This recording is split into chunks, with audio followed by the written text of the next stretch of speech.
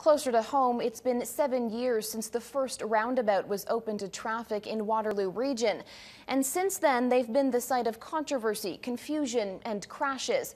But it's the crashes in particular and the opening of the region's latest roundabout that have some people now asking if these types of traffic circles were the right decision. Tonight, CTV's David Imrie begins a three-part series taking a closer look at roundabouts. David.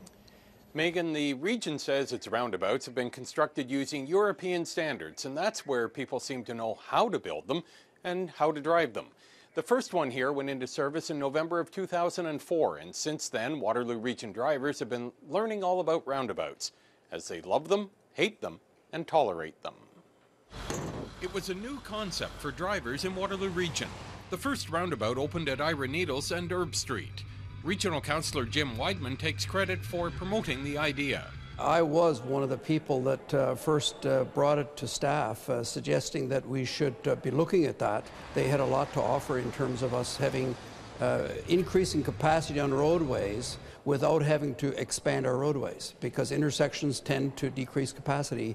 Drivers were quick with reaction. I have to get used to it.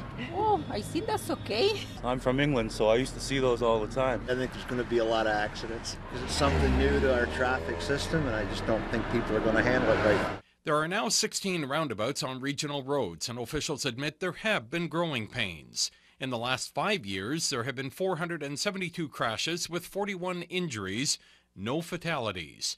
At intersections with similar volumes of traffic using signal lights, there have been nearly 4,400 collisions, with 1,178 injuries and 4 fatalities. You're twice as likely to have a pedestrian injury accident at a signalized intersection versus a roundabout. You're 3 times as likely to have a personal injury accident with a vehicle at a signalized intersection versus a roundabout. But Thomas Schmidt says most drivers have shown they do figure out how to navigate a roundabout safely.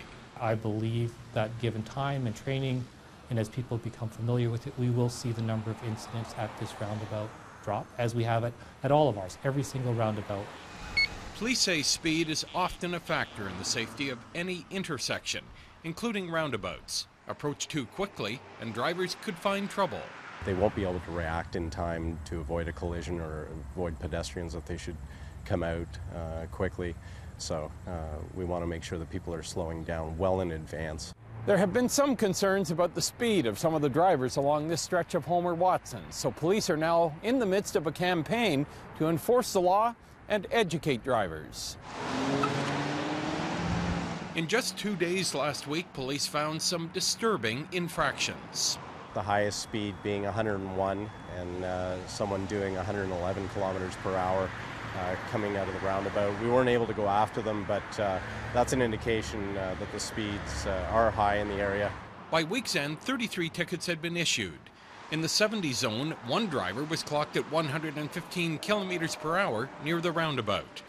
During the day on Monday, after the speed limit had been dropped to 50 in the area, 14 tickets were issued. Top speed was 94. This man was one of those stopped. Everybody wants to drive a little bit faster, but this 2-lane road, I'm driving here for 10 years. I know it's 70 something. Maybe I didn't pay attention, I passed to 80, I don't know how. Tomorrow, a tragic incident at the roundabout at Homer Watson and Block Line in Kitchener has renewed debate and leaves people asking just how safe are they? Megan? All right, thanks, David.